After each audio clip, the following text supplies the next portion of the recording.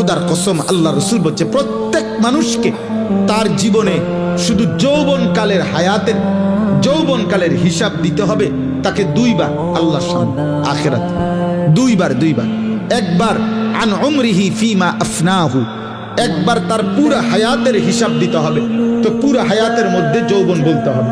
আরেকবার আলাদা আল্লাহ আবার বলবেন, বান্দা এবার আবার বলো ওয়া আন শাবাবিহি ফিমা আবলাহু, তোমার যৌবন কোথায় ব্যয় করেছ।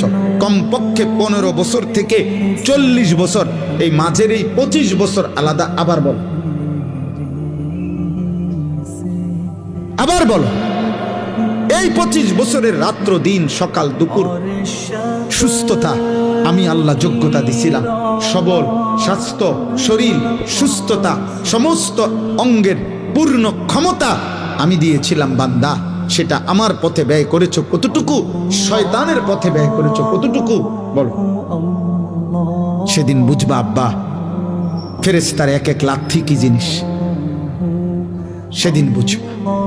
হাদিসের মধ্যে আছে তাফসিরে, ফেরেশতা জাহান্নামের মাঠ থেকে জাহান্নামীদেরকে নিবে হাঁটাইয়া না লাথি দিয়া একটা লাথি দিয়া ফেরেশতা লাথি দিয়া নিবে, সেদিন বুঝবা।